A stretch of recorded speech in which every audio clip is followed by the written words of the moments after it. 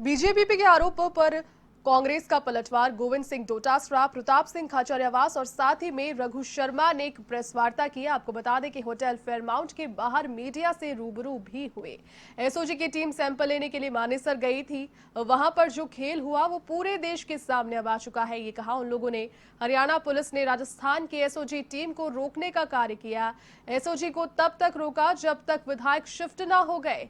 मानेसर में कानून का उल्लंघन यहां पर हुआ है, ये डोटासरा ने कहा। हरियाणा की पुलिस ने संविधान के खिलाफ कृत्य करने वाले पर कार्य किया है और देश के कानून को तोड़ने, संविधान को रौंदने का पहला उदाहरण विधायकों की खरीद फरोख्त की केंद्र सरकार ने जो कोशिश की, लोकतंत्र की जो चोरी करने की कोशिश की गई, उसका पर्दाफाश हो चुका है।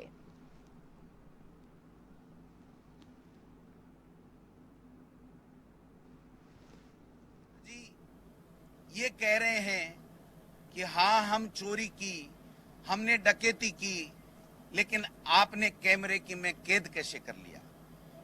आज वो 19 विधायक एक भी ये नहीं कह रहा है कि हमारी बात टेप हुई है।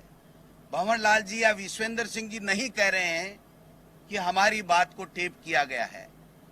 बहुत आश्चर्य की बात है कि भाजपा का केंद्रीय नेतृत्व दिल्ली में बैठ करके पीसी करता है और जो समित पात्रा जिस चीज के लिए जाने जाते हैं उस तरीके का झूठ पे झूठ बुलाने का काम करता है और एक असफल प्रयास किया जाता है अपने आप को बचाने का।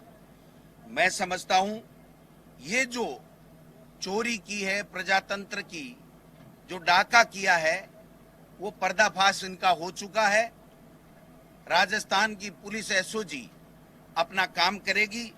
क्या सचिन पायलट जी वो उनके साथी कांग्रेस विधायक बताएंगे कि अपने खुद के प्रदेश राजस्थान की पुलिस के ऊपर उनको क्यों भरोसा नहीं है, उनको हरियाणा की भाजपा की सरकार की जो पुलिस है उसके ऊपर कैसे भरोसा है। खट्टर सरकार द्वारा पुलिस का जो सुरक्षा चक्र भाजपा के विधायकों तक को नहीं दिया जाता, वो कांग्रेस के विधायकों पर विशेष कृपा क्यों की जा रही है। मैं समझता हूं ये जवाब केंद्रीय नेतृत्व को देने चाहिए।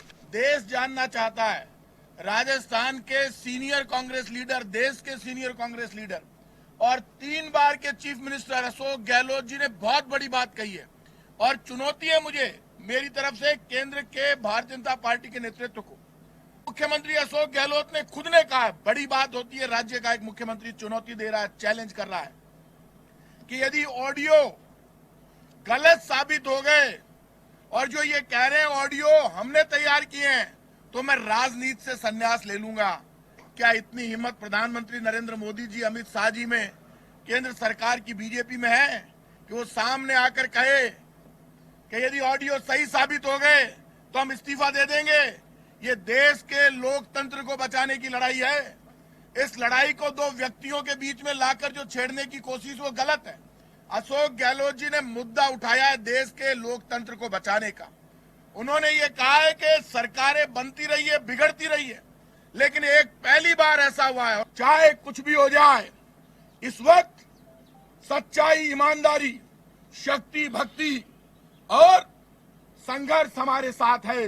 राजस्थान की जनता का आशीर्वाद हमारे साथ है और मैं आज कह रहा हूं डेस्टिनी हमारे साथ है, वो सुदर्शन चक्रवाला हमारे साथ है। जीत हमारी है। 100% बीजेपी के घुटने टिकेंगे और पूरा हिंदुस्तान देखेगा कि बीजेपी ने जो पाप मध्य प्रदेश में किया उस पाप का घड़ा राजस्थान में फूटा।